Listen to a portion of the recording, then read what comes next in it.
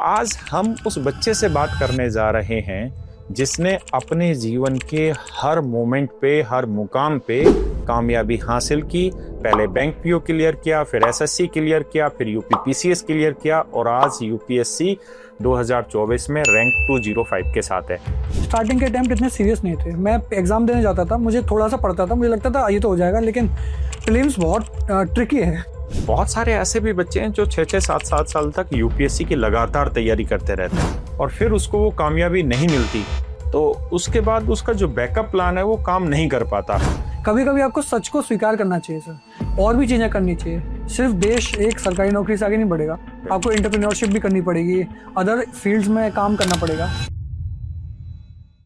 मेरे प्यारे बच्चों, आप सभी को नमस्कार, आप सभी का स्वागत है इस सेशन में। मेरे बच्चों, हम एसएससी की तैयारी कराते हैं और आज का जो पॉडकास्ट है वो एसएससी के लिए बहुत गौरव का क्षण होगा, क्योंकि एक बच्चा ऐसा जिसने 2017 में बैंक पीओ का एग्ज़ाम क्लियर किया, 2017-18 में ही एसएससी सीजीएल का एग्ज़ाम क्लियर हुआ और as a post of ASO उसने ज्वाइन किया, असिस्टेंट सेक्शन ऑफिसर। उसके बाद 2020-21 में मेरे बच्चों 21 में उस बच्चे का सिलेक्शन हुआ यूपी पीसीएस में। उसने यूपी पीसीएस ज्वाइन किया, 6 महीने बकायदा नौकरी की। आप समझते हैं पीसीएस की वैल्यू क्या होती है। लेकिन उस बच्चे ने फिर से क्या किया, उस पीसीएस की जॉब को छोड़ा और छोड़ के वापसी से एसएससी की जॉब को ज्वाइन किया, एएसओ जिस पर वो काम कर रहा था। और आज हम जिस बच्चे के साथ बैठ रहे हैं ये वही बच्चा है। अब 2024 में यूपीएससी में इसका बच्चे का सिलेक्शन हुआ है और इस बच्चे की रैंक है 205। तो मेरे बच्चों, आप सब आज ये बात जान पाएंगे कि जब हम किसी बड़ी लड़ाई की तैयारी कर रहे हैं तो उसके लिए शुरुआत करने का सही तरीका क्या होगा। बहुत बार हम बहुत बड़ा रिस्क ले लेते हैं जीवन में और कई बार जब हम उस चीज में कामयाब नहीं हो पाते तो उसका फेल्योर इतना बुरा होता है जिसके परिणाम को सोचकर भी डर लगता है। तो मेरे बच्चों, आज हम उस बच्चे से बात करने जा रहे हैं जिसने अपने जीवन के हर मोमेंट पे, हर मुकाम पे कामयाबी हासिल की। पहले बैंक पीओ क्लियर किया, फिर एसएससी क्लियर किया, फिर यूपी पीसीएस क्लियर किया और आज यूपीएससी 2024 में रैंक 205 के साथ है। तो स्वागत है सत्यम आपका। Thank you sir. और ये पहला बालक है जो एसएससी का आज चढ़ा है जिसका यूपीएससी में सिलेक्शन हुआ। तो सत्यम, आपको बहुत बहुत मुबारक बच्चे। धन्यवाद सर। तो मुझे मेरा पहला सवाल यही है कि पीसीएस के लिए लोग इतना सोचते हैं और एसएससी में आपका सिलेक्शन हो रखा था, वो भी पोस्ट थी एएसओ। आप पीसीएस को छोड़ के वापसी एएसओ क्यों किया, उसका कारण बताना मुझे।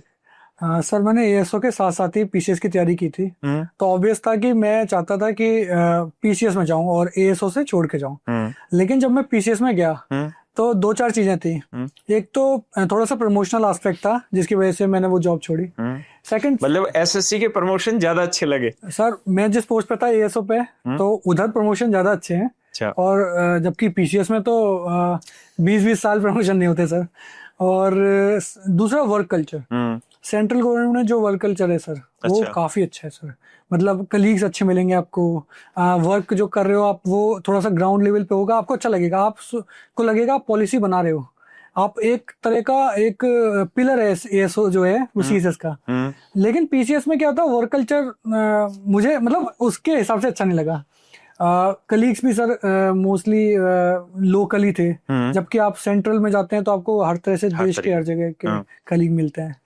और साथ ही साथ मेरा कुछ अपना भी इशू था। मैं मथुरा का हूँ तो दिल्ली पास था, वहाँ ट्रांसफरेबल जॉब थी। और पोस्टिंग आपकी जो यूपी पीसीएस के थ्रू आई वो नोएडा आई? सर, मैं नोएडा अथॉरिटी में था, financial accounts officer. Yes sir. वैसे तो लोग कहते हैं कि अथॉरिटी एक बार मिल जाए तो फिर जाता कौन है? कोई नहीं जाता था वहां तो सर एक्चुअली लोग आने के लिए पैसे देते पूरा हैं। तो लेकिन सर मेरा कभी पैसे के प्रति इतना नहीं रहा, क्योंकि हमेशा तभी आज यूपीएससी में रैंक 205 आई। जी सर, मेरा हमेशा एक गोल था कि नहीं यूपीएससी करना है, और उसका एक रीजन था कि नहीं मुझे किसी अपने जीवन में किसी 1-2 बंदों की ऐसी सेवा करनी है कि मैंने उनके जीवन में कुछ इफेक्ट डाला। बाकी शायद वो उधर नहीं पता देखिए, ये अच्छी चीज होती है कि जब आप सोच से ईमानदार होते हैं और अंदर से ईमानदार होते हैं तो बड़ा अच्छा लगता है। अच्छा, मुझे एक बात बताना सत्यम कि यूपीपीसीएस में जो आपका सिलेक्शन है, क्योंकि आपका यूपीएससी में सिलेक्शन हुआ, रैंक 205 आना वो बड़ी बात है, उस कहानी पे मैं आऊंगा, लेकिन यूपीपीसीएस में जो सिलेक्शन हुआ वो हुआ 5400 ग्रेड पे है ना, और एसएससी में जो आपका सिलेक्शन हुआ वो हुआ 4600 ग्रेड पे 4600 फिर 4800 फिर जाके 5400 पे पहुंचना था। जी सर। तो मैं एएसओ के टर्म में आपसे पूछना चाह रहा हूं कि एएसओ में प्रमोशन अब आपके हिसाब से कैसे चल रहे हैं, कितने कितने साल पे किस किस पोस्ट पे प्रमोशन हो जाता है? सर एएसओ में आप लगते हैं, उसके 5 साल बाद आप एलिजिबल हो जाते हैं एसओ का एग्जाम देने के लिए। तो वो डिपार्टमेंटल एग्जाम होता है, उसमें लिमिटेड सीट्स होती हैं एज पर सैंक्शन डिस्टेंस जो होती है। आपको वो एग्जाम क्लियर करना है। आपने अगर वो एग्जाम क्लियर कर दिया तो आप तुरंत 4800 गेट पे पहुंच जाएंगे। ठीक है। और साथ ही साथ 4 साल बाद आप 5400 ग्रेड पे आ जाएंगे, जो कि लेवल 10 की होती है। उसके लिए फिर से टेस्ट देना होगा या वैसे ही प्रमोशन है? उसके बाद कोई टेस्ट नहीं होता। अच्छा। उसके बाद फिर जो टाइम लाइन है प्रमोशन का उसी हिसाब से होता है। फिर 8 साल में अंडर सेक्रेटरी, मतलब 4 साल के बाद आप 5400 होते हैं, उसके 4 साल बाद फिर आप अंडर सेक्रेटरी हो जाते हैं। तो मतलब एसओ बनने के 8 साल बाद अंडर सेक्रेटरी, अंडर सेक्रेटरी से डीएस बनते हैं, डिप्टी सेक्रेटरी, वो बनते हैं 6 साल 7 साल में। उसके बाद डायरेक्टर बनते हैं, वो उसका भी 4-5 साल का टाइम होता है। और अगर आप अगर टाइमली सब कुछ होता गया और आप कम एज में ज्वाइन किए हैं तो आप ज्वाइंट सेक्रेटरी भी बन सकते हैं, जो कि आईएएस के लिए या ग्रुप ए सर्विसेज के लिए रिजर्व होती है, जो बाहर से आता है। और आपकी एज क्या थी जब एएसओ ज्वाइन किया, या 2018 में जो एग्जाम दिया आपने तब? तब तो सर मेरी 21 साल ही थी। तो बढ़िया एज में ज्वाइन। जी सर। मैं अगर मेरा टाइमली प्रमोशन सारा होता तो मैं ज्वाइंट सेक्रेटरी तक जा सकता था। और अभी जब आपने यूपीपीसीएस का एग्जाम किया और जब यूपीपीसीएस के थ्रू आपने ज्वाइनिंग की, उस समय तक कितनी साल की नौकरी हो चुकी थी एसएससी के थ्रू एएसओ में? सर उस टाइम तक तो 2-3 साल की हुई थी अगर देखा जाए। लेकिन क्योंकि हमारा 2017 का जो एग्जाम हुआ था उसमें काफी डिले हो गया था ड्यू टू एडमिनिस्ट्रेटिव, तो इसलिए डीओपीटी ने हम लोगों को 1 साल का 1.5 साल का एक टाइम पीरियड दिया। जब नोटिफिकेशन आया था तो 1 जुलाई 2018 से हम लोगों की सर्विस काउंट की गई। तो इस हिसाब से 5 साल 2023 में होते हैं। तो 23 में मैं 1 जुलाई 23 में एलिजिबल था एसओ बनने के लिए, और मेरे बैच के लोग बने भी। अच्छा, बन भी गए हैं? जी, बन गए। अच्छा, मुझे एसओ के बारे में बताना कि जो टेस्ट होता है डिपार्टमेंटल जो टेस्ट होता है उसमें पूछा क्या क्या जाता है एसओ में? उसमें सर डिपार्टमेंटल इंस्ट्रक्शन जो होते हैं, उनके रूल्स जो होते हैं वही पूछे जाते हैं। एनी जॉब सर्विस में कर रहे होते हैं काम उसी पे रिलेटेड? जी सर, उसके सारे रूल्स रेगुलेशंस, लीव रूल्स से लेके एलटीसी से लेके परचेसिंग से लेके फाइनेंशियल रूल्स, बहुत कुछ पूछा जाता है। साथ ही साथ एक पेपर कॉन्स्टिट्यूशन का भी होता है, तो पॉलिटी भी पूछी जाती है।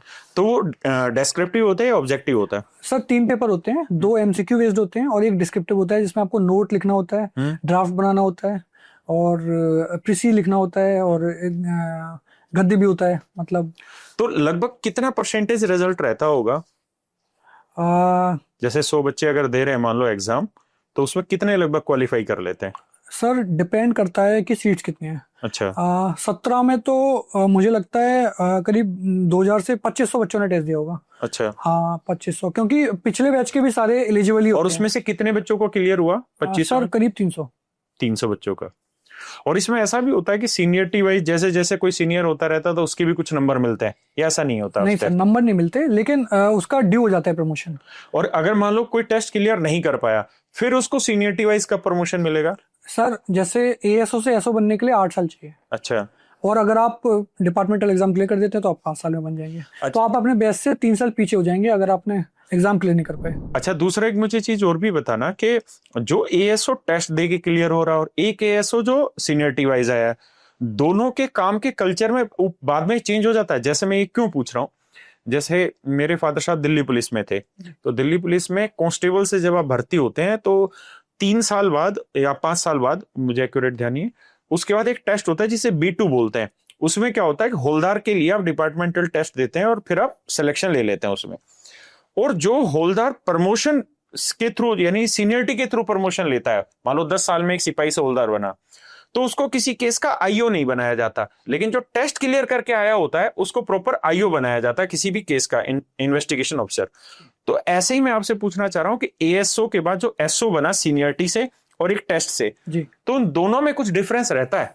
सर मुझे लगता है एएसओ में उल्टा होता है। अच्छा। एक्चुअली क्या है ना कि जो पुराने एएसओ हैं जो सीनियरिटी से बन रहे हैं, हाँ। वो यूडीसी एलडीसी से आए हैं, तो उनपे उनको काम करने का ज्यादा अनुभव होता है, और इसलिए जो इंपॉर्टेंट पोस्ट होते हैं, मतलब हमेशा नहीं होता ऐसा, लेकिन आप देखेंगे इंपॉर्टेंट पोस्ट जो होती हैं उसमें पुराने एएसओ बैठे होंगे जो काफी उम्र के होंगे, तो नए लड़के जो होते हैं उनको बहुत इंपॉर्टेंट सीट्स नहीं दी जाती। लेकिन ये जरूर है कि वो सीनियरिटी में तो उनके बराबर ही है या उनसे ऊपर ही है, तो वो लोग रिटायर हो जाएंगे शायद एसओ या यूएस पे, लेकिन जो एग्जाम देके जा रहा है वो डायरेक्टर तक जाएगा। डायरेक्टर तक जाएगा जी सर। अभी कोई आपने अपने डिपार्टमेंट में सुना हो कि यार वो एएसओ सिलेक्शन हुआ था और वो इस पोस्ट से रिटायर हुआ, ऐसा कुछ सुना? कोई बड़ी कोई पहुंचा हो? बड़ी पोस्ट सर, जैसे मेरे अंडर सेक्रेटरी थे एक, अच्छा। तो वो एलडीसी से फिर यूडीसी बने, फिर वो एएसओ बने, फिर वो एसओ बने और वो अंडर सेक्रेटरी बने, तो उन्होंने, और अभी भी वो अंडर सेक्रेटरी हैं। अच्छा। और तो डीएस बन सकते हैं, तो आप समझ पा रहे हैं कि एलडीसी बन के उन्होंने 5 प्रमोशन ले लिए। और अभी तो सर पिछले कुछ सालों में, मुझे लग रहा है 5-7 सालों में कई सारे सीएसएस के लोग जॉइंट सेक्रेटरी बन रहे हैं। अच्छा। हाँ सर, हर जब भी कोई लिस्ट आती है तो उसमें 1-2 ऐसे जरूर होते हैं जो सीएसएस के होते हैं। और अभी जब आप प्रॉपर 205 आपकी रैंक है और मुझे उम्मीद है कि आपको आईएएस या आईपीएस में से कोई अच्छा कैडर मिल जाएगा, अभी आप एएसओ में अभी हो ज्वाइन पे या अभी छोड़ दिए जो? हाँ सर, मैं अभी हूँ। अभी हो। हाँ। तो कौन सी ऐसी चीज है जो आपको यूपी पीसीएस को छोड़ के इधर बांध लाई? ऐसा कौन सा वर्क कल्चर जो आप कह रहे हो कि भाई यहीं के लोग मिलते हैं, यूपी में वहीं के लोकल लोग होंगे, सेंटर में आपको सारे पूरे भारत के लोग मिलेंगे, लेकिन सारे दिन रहना तो एसी के कमरे में ही है एएसओ को, उसने कौन सा ग्राउंड पे आके काम करना होता है? जबकि पीसीएस अधिकारी तो ग्राउंड पे भी काम करते हैं। हाँ सर, बिल्कुल करते हैं, लेकिन जो मेरे सीट्स पे रिसीट आती है, हाँ। जैसे मैं आपको एक एग्जांपल दे सकता हूँ सर। मैं पहले फॉरेनर्स डिवीजन में था। अच्छा। जहाँ पे वीजा का काम होता है। तो जब अफगानिस्तान में तालिबान का कब्जा हुआ था, हाँ हाँ, अच्छा अच्छा, तो उस टाइम उन लोगों को वापस लाना था, तो कोई ऐसी वीजा कैटेगरी नहीं थी जिससे उनको वापस लाया जा सके, क्योंकि ऐसे इमरजेंसी कुछ वीजा नहीं होता। तो हम लोगों ने एक वीजा कैटेगरी बनाई, एक्स मिसलेनियस वीजा। अच्छा। तो उसके थ्रू लोग वापस आ पाए। तो मैं आगे चल के ये बता सकता हूँ कि उसमें मेरा एक छोटा सा हाथ था। समझ गया। जबकि पीसीएस में you are restricted to that thing only. ये एक होता है वर्क कल्चर की सर बात है कि जैसे टाइमली वर्क होता है सेंट्रल गवर्नमेंट में। हाँ, मैं वही पूछना चाह रहा था कि पीसीएस में जो बताते हैं बच्चे के नौकरी का कोई समय नहीं है। नहीं सर, और इधर पूरा परफेक्शन की तरफ जाता है चीज। 9 to 5 की जॉब है, 9:30 से 5:30 6 होती है, किसी की 9 से 5:30 होती है। आपके पास रिसीट आएगी, आपको उसको करना है, आपके पास 10 दिन का 15 दिन का टाइम है, या फिर कोई अर्जेंट होती है तो उसको करना है। लेकिन पीसीएस में मैं गया था तो वहां कभी कोई अर्जेंसी थी ही नहीं। और वो 1-2 रिसीट अर्जेंट थी जो सबको पता थी कि वो अर्जेंट थी, तो उसके अलग रीजंस थे कि वो क्यों अर्जेंट थी। तो यहाँ पर सब कुछ अर्जेंट होता है। आरटीआई की याद है या किसी पीएमओ पीजी जो नॉर्मल लोग करते हैं, आम आदमी करता है, तो वो टाइमली सॉल्व होते हैं सर। जबकि पीसीएस में तो मैंने एक बार आरटीआई लगाई थी, वो उसका जवाब आज तक नहीं है। तो बच्चों समझ लो कि एसएससी क्यों जरूरी है और एसएससी कितनी बड़ी वैल्यू रखती है, या तो यूपीएससी या फिर एसएससी। ये बहुत अच्छा कॉम्बिनेशन है। लेकिन मुझे एक चीज ये भी बताना कि आप भी साधारण से परिवार से आते हो, अपने घर वालों को या अपने आस पड़ोस या यार रिश्तेदारों को ये कैसे कन्विंस किया कि मैं पीसीएस में 5400 ग्रेड पे छोड़ के 4600 पे वापसी आ रहा हूँ? वो कन्विंसिंग पॉइंट क्या दिया घर वालों को कि नहीं मैं इसी में ठीक हूँ? घर वालों के लिए तो मोटी समझ ही आती है, अरे पीसीएस अधिकारी बना, यूपी का रहने वाला है भाई, क्यों छोड़ रहा है? और सबसे बड़ी चीज उनको सैलरी दिखती है। बिल्कुल सर। तो वो कन्विंसिंग पॉइंट क्या था? सर पीसीएस में जब बना था तो पूरा पता पड़ा था लोगों को, भोकाल करना था। बिल्कुल। और वो दिक्कत, माँ बाप बहुत खुश थे। लेकिन जब मैंने बोला कि नहीं पापा मन नहीं लग रहा, मुझे वापस आना पड़ेगा, उसका एक तो रीजन उसका ये था कि मुझे यूपीएससी की तैयारी करनी थी, क्योंकि पीसीएस में रह के नहीं हो पाती। वहां पे वर्क कल्चर ऐसा था कि पूरे दिन आप बैठे हैं, आप कुछ कर भी नहीं रहे हैं, लेकिन आप ऑक्यूपाइड हैं, इन्वॉल्व हैं क्या किसी भी तरीके से। और वहां पे पॉलिटिक्स थोड़ी सी ज्यादा थी, बहुत सारे रीजंस थे। जबकि यहाँ पे मुझे टाइम था, मैं छुट्टी ले सकता था, मैं ऑफिस में भी बीच बीच में लंच में पढ़ सकता था। एक ये रीजन था। दूसरा कन्विंस कैसे किया, तो सर मेरे हम लोग बहुत छोटे बैकग्राउंड से आते हैं। मेरे पापा साइकिल चलाते थे जब मुझे ध्यान है, मैं जब छोटा था। तो मेरे मम्मी पापा दोनों टीचर हैं, तो मम्मी को वो साइकिल पर ले जाते थे। अच्छा। पहले उनको छोड़ते थे, फिर वो जाते थे। तो मैंने वो सेम टाइम देखा है। तो मेरे मन में हमेशा ये था कि मुझे कुछ करना है। तो जब मैंने किया उसके बाद फर्स्ट टाइम ही मेरी जॉब लग गए थे, तो मेरे मम्मी पापा वहीं संतुष्ट थे। जब मैं बैंक में पीओ बना लगा, हाँ, तभी वो संतुष्ट थे। उन्होंने कहा अब हमें और कुछ नहीं चाहिए। उसके बाद सारा बोनस ही था। हाँ। तो मैंने अगर उनको बोल रहा हूँ कि नहीं मुझे वापस ही जाना है, तो वो खुश हैं, चलो ठीक है दिल्ली रहेगा और सही है जॉब, 9 से 5 की जॉब है। पीसीएस में तो बड़ी दिक्कत है, ट्रांसफर भी था सर पीसीएस में।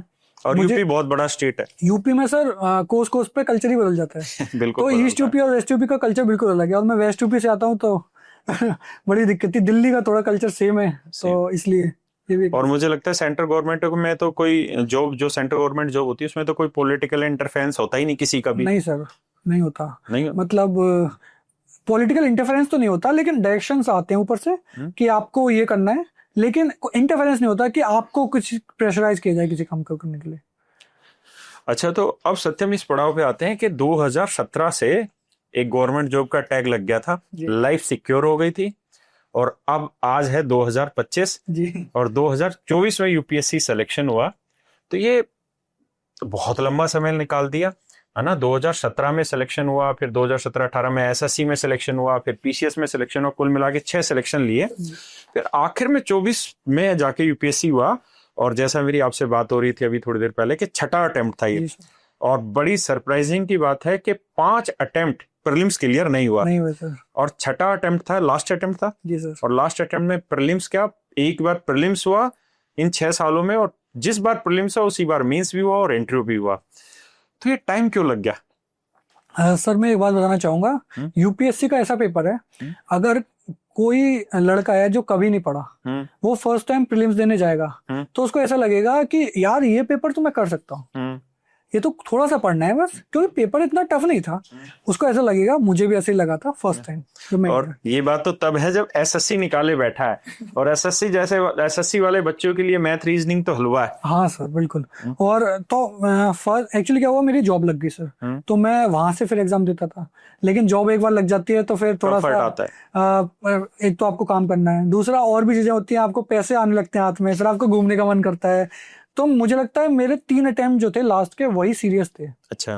स्टार्टिंग के अटेम्प्ट इतने सीरियस नहीं थे। मैं एग्जाम देने जाता था, मुझे थोड़ा सा पढ़ता था, मुझे लगता था ये तो हो जाएगा, लेकिन प्रीलिम्स बहुत ट्रिकी है। और मैं हमेशा कुछ नंबर से रह जाता था, लेकिन वो कुछ नंबर को बढ़ाने के लिए आपको बहुत ज्यादा मेहनत करने की जरूरत है। मतलब 2 नंबर अगर आपके कट ऑफ से 5 नंबर कम आ रहे हैं, तो आपको 5 नंबर अगर बढ़ाने हैं, तो मुझे लगता है आपको डबल मेहनत करनी पड़ जाएगी, और तब आपके 5 नंबर ही बढ़ पाएंगे। तो एक रीजन वो था। फिर मैंने लास्ट के 3 अटेम्प्ट जो है फिर सीरियसली दिए सर। और तो जो थर्ड लास्ट अटेम्प्ट था उसमें तो मेरा जीएस में 1.5 मार्क्स से रह गया था। वो साल पेपर थोड़ा सा टफ आया था। अब जो भी रहा हो, लास्ट टाइम सर मैं तैयार था सर बिल्कुल। अच्छा। मुझे मेरे मॉक में भी नंबर आ रहे थे, मैं बिल्कुल वो था कि मेरा हो जाएगा, लेकिन कुछ ऐसा हुआ कि मेरा सीसेट में नहीं हुआ, जबकि 66 के 64 नंबर रह गए, 66 चाहिए होते हैं। जीएस में मेरा क्लियर था, और मैं जब पेपर दे रहा था तो मैं कह रहा था आंसर निकल क्यों नहीं रहे। और क्योंकि सीसेट में मेरे हमेशा सर 100 नंबर 110 अच्छे नंबर रहते हैं हमेशा। लास्ट ईयर पता नहीं ऐसा क्या हुआ, ऑब्वियसली पेपर तो टफ था ही लास्ट ईयर, लेकिन मुझे अपने ऊपर था कि मैं कर लूंगा। लेकिन मैथ के सवाल हुए नहीं, आंसर आए नहीं, कुछ आंसर आ गए गड़बड़ी में, मैंने आंसर नहीं किए, और फिर मैंने इंग्लिश के किए, तो लास्ट में 64 नंबर ही बन पाए, तो वो डिवास्टेटेड था।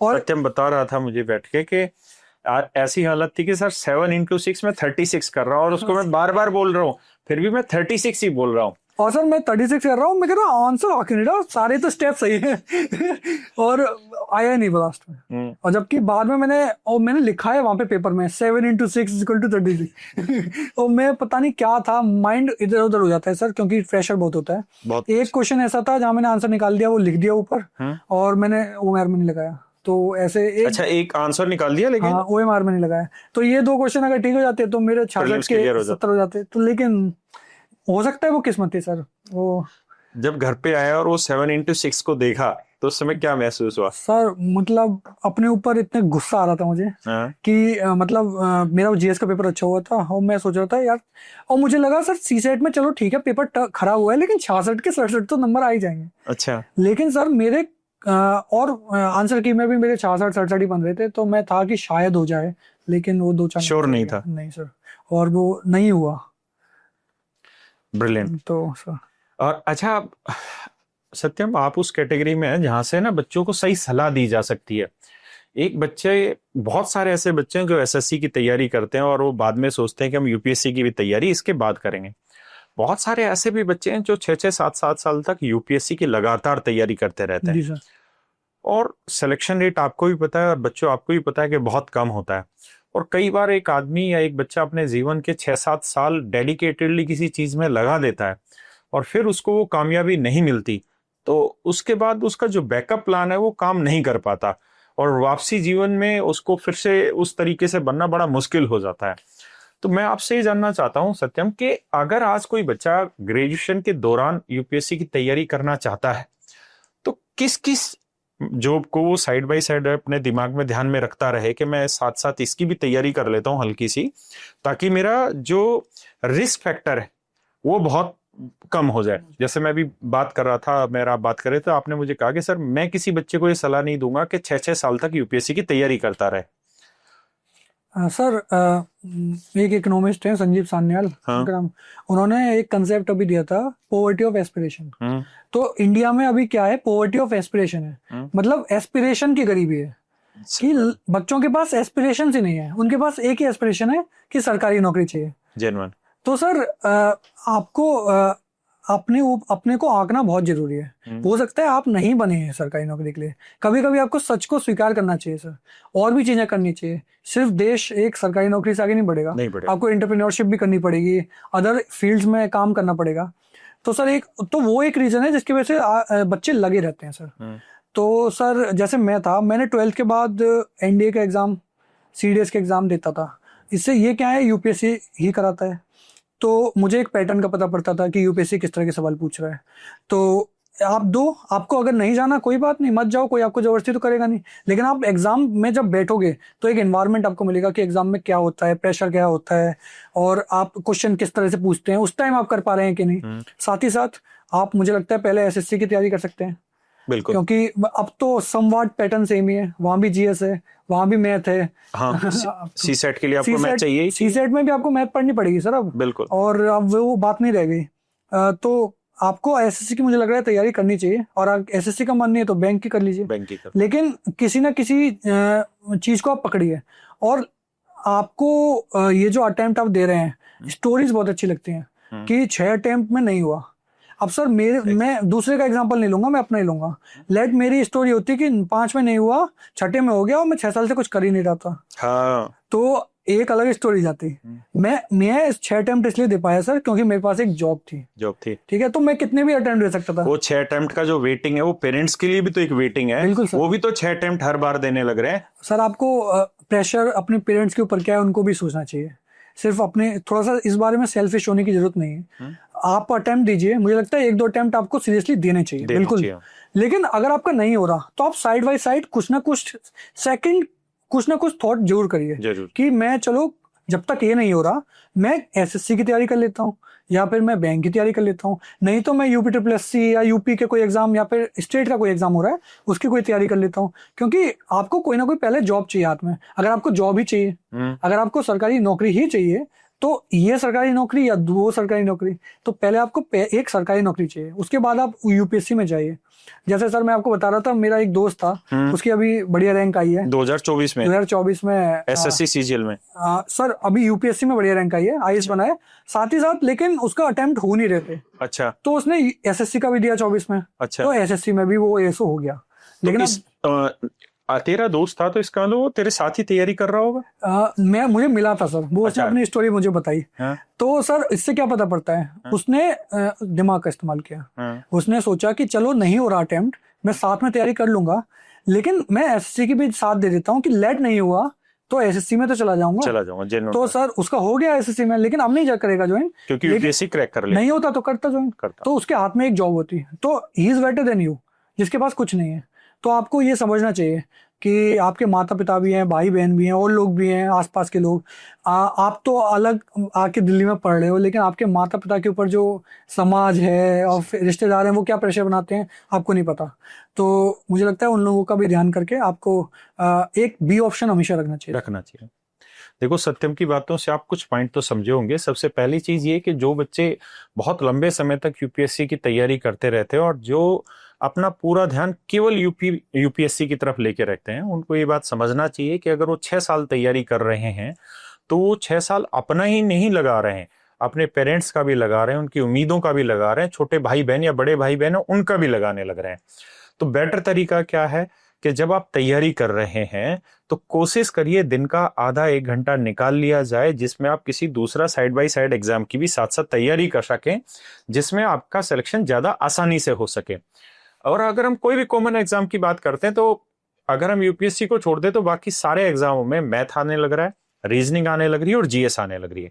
जीएस आपको यूपीएससी में पढ़ना ही पढ़ना है, बस वहां आप कॉन्सेप्चुअल पढ़ रहे हैं, एसएससी जैसे एग्जाम में फैक्चुअल पूछी जाती है।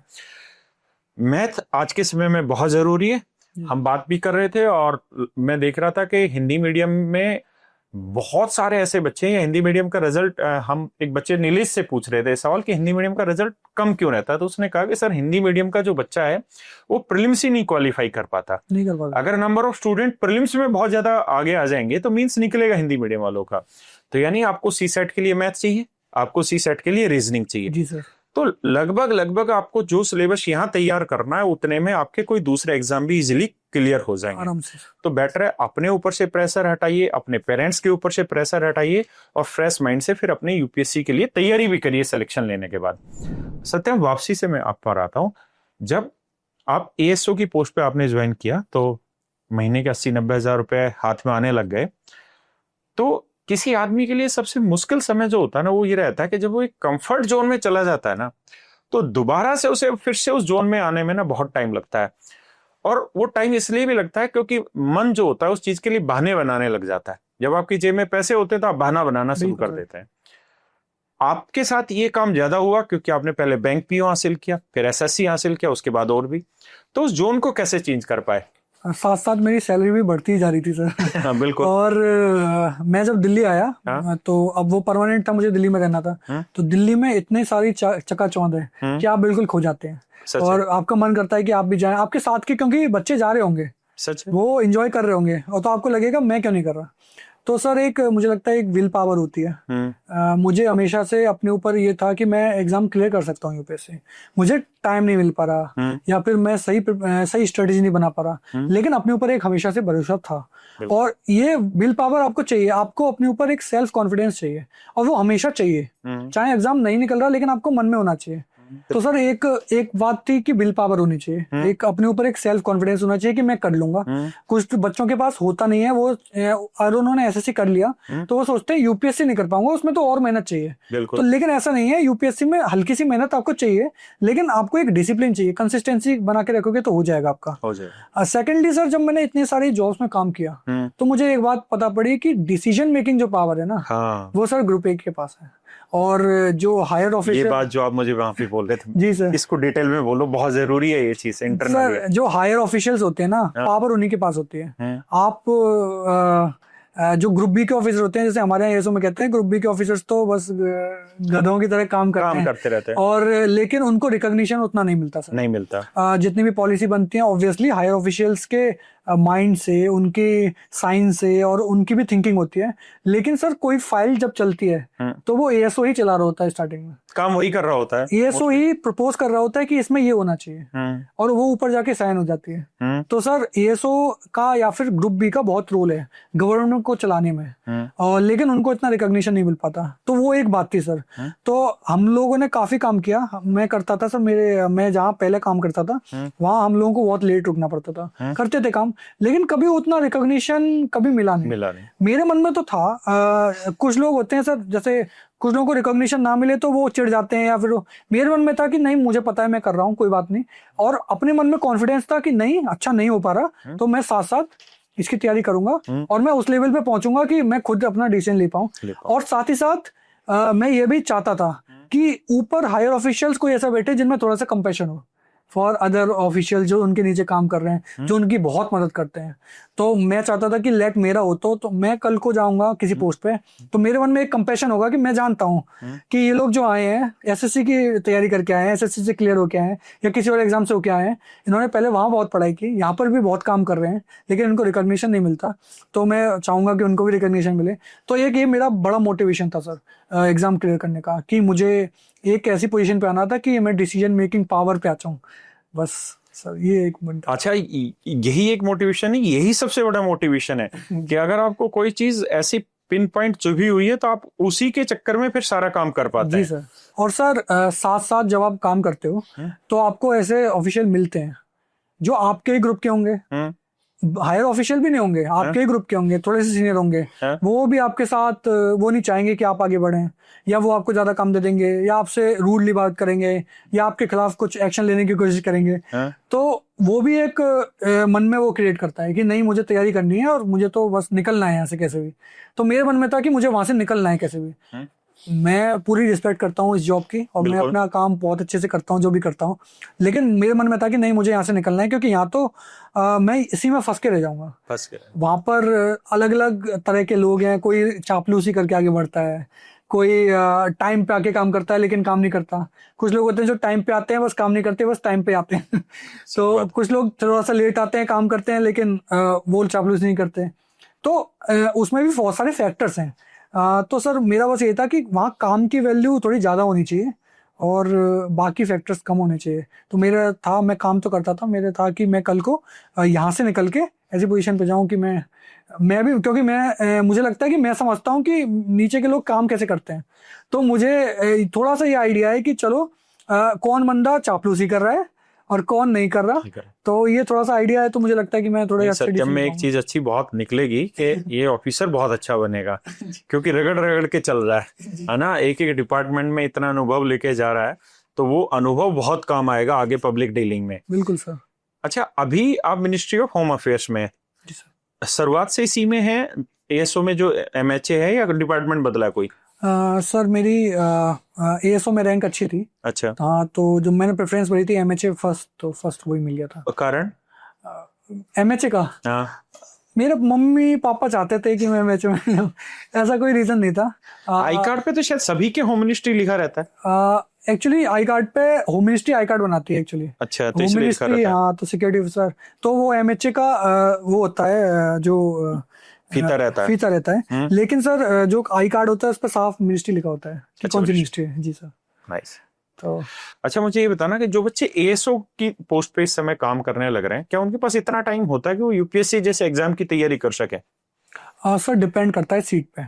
कुछ सीट्स ऐसी होती हैं, जैसे आप अगर मंत्री जी के ऑफिस में चले गए या फिर होम सेक्रेटरी के ऑफिस में चले गए, और या फिर कोई भी ऐसा ऑफिस जहाँ पे दिन रात का काम है, तो वहाँ आपको शायद कम टाइम मिले। तो या कोई मिनिस्टर बहुत एक्टिव मिल जाए। जी सर, बिल्कुल हो सकता है। या आपकी बहुत छोटी कोई मिनिस्ट्री मिल जाए जहाँ पे बहुत कम स्टाफ है, तो सारा काम आप ही कर रहे हैं, ऐसा भी होता है। तो मुझे लगता है आपको मिनिस्ट्री जब चूज करो तो ऐसी चूज करो जो ना बहुत ज्यादा बड़ी हो, ना बहुत ज्यादा छोटी हो। तो आपने जो चूज की ठीक थी उस हिसाब से? मैंने सर नहीं, मेरे हिसाब से ठीक नहीं थी। मैंने तो जो चूज की उसके बाद मुझे सिलेक्शन मिला, उसमें बहुत काम था, तो वही रीजन था कि मेरा जो थर्ड लास्ट अटेम्प्ट था वो हो नहीं पाया, क्योंकि मुझे उतना टाइम नहीं मिल पाया। आपके हिसाब से इस समय ठीक कौन सी मिनिस्ट्री जिसमें नॉर्मल काम हो, जो बच्चा जानना चाहे? सर आप इन्वायरमेंट मिनिस्ट्री ले सकते हो, अर्थ साइंसेस ले सकते हो, और एजुकेशन ले सकते हो, जहाँ आपको कुछ करने का भी मौका मिलेगा, और भी हैवी इंडस्ट्री ले सकते हो, पेट्रोलियम ले सकते हो। अगर आप एमएचए लोगे या फाइनेंस लोगे तो ऐसा नहीं है कि हर सीट पे काम होगा, लेकिन चांसेस हैं कि आपको हैवी सीट मिल जाए, तो थोड़ा पढ़ने में मुश्किल हो सकती है आपको। अच्छा, तो कुछ आप लोगों के साथ ऐसे भी तो नकारा होंगे जो कहते हैं सर समझ ही नहीं आ रहा काम कैसे करना है, काम को इतना ढीला कर देते होंगे या परेशान करते हैं, तो बिल्कुल। तो उनके साथ क्या, उनके कोई खिलाफ कार्रवाई भी होती है कि बस चलते रहते हैं ऐसे लोग? सर चलते रहते हैं उन लोगों को इधर से उधर ट्रांसफर कर देते हैं बस। जिसने नहीं करना वो नहीं करेगा, नहीं करता वो कुछ लोग बेशर्म होते हैं, क्या बोले जाए तो मतलब मन में अपने होना चाहिए ना, कलीग के बीच थोड़ी सी रिस्पेक्ट होती है। आप अगर काम करते हो थोड़ा ठीक, नहीं करते तो सब लोग आपके पीठ पीछे आपको गालियां दे रहे हैं, तो कुछ लोग ऐसे रह लेते हैं सब लोग नहीं रह सकते। अच्छा सत्यम, जब आपका इंटरव्यू हुआ तो आपसे तो मुझे लगता है सबसे ज्यादा सवाल तो इसी पोस्ट के ही पूछे गए होंगे जिस पोस्ट पे आप काम कर रहे थे अभी। मुझसे ये जरूर पूछा था कि आपने यूपीपीसीएस क्यों छोड़ा, जो आपने पूछा। हाँ एग्जैक्टली, तो फिर क्या जवाब दिया? उनका वही रीजन था कि यूपीपीसीएस कोई क्यों छोड़ेगा, यूपीपीसीएस नहीं, एक्चुअली नोएडा अथॉरिटी कोई क्यों छोड़ेगा। हाँ हर कोई जानना तो- चाहेगा इसको तो मैंने उनको वही बताया था सर कि वहाँ प्रमोशनल एस्पेक्ट नहीं थे, इसलिए मैंने छोड़ा। और जो मैं अभी हो इससे रिलेटेड कुछ क्वेश्चन इससे रिलेटेड पूछा था कि आप कहाँ काम कर रहे हो, अच्छा और मोस्टली सर वो, लेकिन वही पूछ रहे थे यूपीपीसीएस के बारे में। फाइनेंस में थे तो फाइनेंस, एक मैडम थी जो आईआरएस थी, वो पूछ रही थी फाइनेंस के रिलेटेड कि पेंशन कौन सी अच्छी है, एनपीएस की, यूपीएस और नई आई अपने है। लिए भी हाँ अपने लिए पूछी थी उन्होंने, लिटरली ये पूछा कि मैं रिटायरमेंट हो गई है मेरी, तो मेरे लिए कौन सा अच्छा रहेगा, एनपीएस में बताओ, किसमें टैक्स कम कटेगा। और अभी उस टाइम बजट आया था सीतारमन जी ने वो कि अभी तो बहुत खुश है मिडिल क्लास, ऐसा क्या कर दिया। तो वो इस तरह के सवाल पूछे थे। कोई और ऐसा सवाल जो इंटरव्यू में आपको लगा कि हाँ इस सवाल का मैंने आंसर बहुत अच्छा दिया, आपके सब्जेक्ट से अलग हटके, जो आपको लगा कि हाँ अब शायद कुछ रुझान बदला होगा इंटरव्यू में इन लोगों का? सर मेरी ट्रैवलिंग हॉबी थी। अच्छा, तो यूनिक है, बहुत कम लोगों की होगी। हाँ, तो उधर एक मैडम थी, उन्होंने कोई सवाल नहीं पूछा, उन्होंने मेरे साथ रैपिड फायर खेला इंटरव्यू में। इंटरव्यू में। हाँ, तो वो कह रही कि सत्यम ऐसा करते हैं, आप रैपिड फायर खेलते हैं। मैंने कि ओके मैडम। ये तो कभी सोचा भी नहीं होगा कि ऐसा भी कभी हो सकता है। कभी नहीं सर। और उन्होंने एक्चुअली उनके पास 10 क्वेश्चन थे। हाँ, तो वो रैपिड फायर में ये पूछ रही थी कि होटल में रुकोगे, होम स्टे में रुकोगे, हाँ, बीच पसंद है या माउंटेन पसंद है। तो ऐसे उन्होंने 10 सवाल पूछे जो कि ऐसे कोई नॉलेज बेस्ड तो थे नहीं। हाँ, उन्होंने उसमें से एक सवाल पकड़ा हाँ। कि ये क्यों बोला, अच्छा 10 में से एक पकड़ सवाल लिया और ये क्यों उसी से बोला उठा लिया। और ये बताओ बस। तो वो मेरा अच्छा गया था। हाँ। एक क्वेश्चन जो मैं एक्सपेक्ट नहीं कर रहा था, उन्होंने पूछा कि आप नॉन फिक्शन बुक नहीं पढ़ते। हाँ, तो मैंने एक्चुअली तैयारी नहीं की उस बारे में, तो मुझे करनी चाहिए थी। हाँ, तो बुक्स आपको पढ़नी चाहिए। हाँ। तो मैंने पढ़ी हुई थी, लेकिन उस टाइम मेरे दिमाग में नहीं आई कोई बुक कि क्या यार नॉन फिक्शन बुक, और वो भी नॉन फिक्शन। नॉन। तो मैं सोच रहा फिर उन्होंने बोला नॉन फिक्शन का मतलब बताने लग गए। मैंने कहा सर मुझे पता है नॉन फिक्शन। फिर लेकिन मुझे ध्यान नहीं आया। मैंने कहा सर मैंने पढ़ी है, लेकिन अभी मुझे नाम ध्यान नहीं आ रहा। तो ऐसा था। Interview is like very casual conversation sir. उसमें कुछ भी ऐसा नहीं था कि पढ़ के जाने की जरूरत थी। तैयारी की मुझे लगता कोई जरूरत थी इंटरव्यू में। अगर फर्स्ट डे भी मैं जाता तो वैसा ही इंटरव्यू होता। हाँ, ये मॉक टेस्ट का कोई फायदा नहीं है। मॉक टेस्ट आपको एक एनवायरनमेंट दे देता है कि चलो 5 लोग सामने बैठे हैं तो आप कैसा बिहेव कर रहे हैं, लेकिन बस क्वेश्चंस का तो कोई वैल्यू नहीं है। अच्छा मुझे एक चीज ये भी बताना कि आपसे ये सवाल नहीं पूछा कि आप 6 साल ये आपका 6th अटेम्प्ट है, उन 5 अटेम्प्ट में क्या दिक्कत रही, क्यों नहीं हुआ? उनके पास तो ये सारी डिटेल होती है। डिटेल होती है उनके पास, लेकिन नहीं ऐसा कोई सवाल उन्होंने पूछा। हो सकता है वो पॉजिटिव भी गया हो कि नहीं ये काफी डिटरमाइंड है इस चीज के लिए, तो अच्छी बात है। हो सकता है नेगेटिव भी गया हो कि नहीं ये तो पीछे ही पड़ा है तो वही कांट से। अच्छा सत्य में एक आखिरी सवाल लेके चलते हैं कि आपने इतनी लंबी जर्नी चली कि 2017 से 6 सरकारी नौकरी ली और सारी अच्छी पोस्ट ली, ग्रुप बी ली, फिर ग्रुप ए ली, और अब आखिर में आप यूपीएससी के थ्रू क्रैक किया 205 रैंक के साथ। आपको इन 6-7 सालों में जो ये टाइम बीता है, इसमें अगर आपसे ये कहा जाए कि आपकी कौन कौन सी सबसे ज्यादा कमियां रही जिसकी वजह से आपका सिलेक्शन इतने लंबे समय तक मुश्किल रहा या इतने लंबे समय बाद आया, और कौन कौन सी ऐसी खूबियां थी कि इतने लंबे समय के बाद भी आपका सिलेक्शन हो गया, दोनों बताना मुझे। सर कमियां तो मुझे लगता है मेनली वही थी कि मैं पीवाईक्यू नहीं फोकस कर रहा था। तो जो मेरा प्रीलिम्स में नहीं हो रहा था उसका एक रीजन था कि मैंने पीवाईक्यू पे इतना फोकस नहीं कर रहा था। मैं पढ़ लेता था एक बार और कई बार छोड़ भी देता था। लेकिन मैंने जब लास्ट के 3 अटेम्प्ट दिए उसमें मैंने पीवाईक्यू पे बहुत फोकस किया और उसको 3-4 बार पढ़ा। अच्छा। मतलब जैसे मैं एक बार पढ़ता था और मुझे कोई सवाल नहीं आया 10 में से, तो उसको मतलब अंडरलाइन कर लिया, उसको टिक कर लिया, और बाद में उसको पढ़ना है और हमेशा पढ़ के जाना है। क्योंकि आप कभी क्वेश्चन रिपीट नहीं होंगे यूपीएससी में, लेकिन स्टेटमेंट जो रिपीट हो जाता है और या फिर थीम रिपीट हो जाती है, तो आपको एक आइडिया लग जाता है कि कैसे। और दूसरी बात, पीवाईक्यू करने से आपको पता पड़ता है कि यूपीएससी सवाल किस तरह से पूछ रहा है, मतलब किस तरह के फ्रेम कर रहा है, तो आपको एलिमिनेशन में मदद मिलती है। तो वो एक चीज थी कि जिसने मेरे मार्क्स बहुत इंप्रूव किए। तो और दूसरी चीज थी सर, मैंने कभी मॉक टेस्ट नहीं देता था। मॉक टेस्ट नहीं देता था। क्यों? मैंने पता नहीं, मुझे लगता था कि मैं पीवाईक्यू करता रहा हूँ, मतलब मैं पीवाईक्यू ऐसे घर पे बैठ के कर लेता था, तो मुझे लगता था हो गया बस, मॉक टेस्ट क्या देना। लेकिन मॉक टेस्ट का बहुत फर्क पड़ता है सर। बहुत और उसका एक दो रीजन है कि आप इन्वायरमेंट, एक तो आप उसमें पहुंच जाते हो कि 2 घंटे में करने हैं सवाल, सेकेंडली आपको एलिमिनेशन और ये सब पता पड़ता है कि क्या क्वेश्चन गलत क्यों हो रहा है, और मॉक टेस्ट दो, आप उसको एनालाइज करो कि क्यों गलत हुआ, कि मैंने टिक क्यों किया, और आपको ये भी पता पड़ता है कि सवाल कौन से छोड़ने हैं। तो ये दो चीजें होती हैं जो मॉक टेस्ट को आप करनी है, ज्यादा सीरियसली नहीं लेना, आपको अप्रोच पे फोकस करना है। PYQ अच्छे से करिए और मॉक टेस्ट के अप्रोच पे फोकस कीजिए, तो प्रीलिम्स निकल जाएगा, लेकिन एट लास्ट तो फिर लकी है। लक है। और किस्मत का बहुत बड़ा रोल होता है ऐसे एग्जामों में। और सर जो चलाती रही मुझे वो मोटिवेशन ही था कि मुझे यहाँ से निकलना है और कुछ ऐसी पोजीशन पे पहुंचना है, बस। वो डिपार्टमेंटों का दबाव बार बार वो काम आता रहा और उसी ने आगे मोटिवेशन दी। बड़ा सर, बहुत फोकस, बहुत मैटर करता है वो। थैंक यू यार, थैंक यू।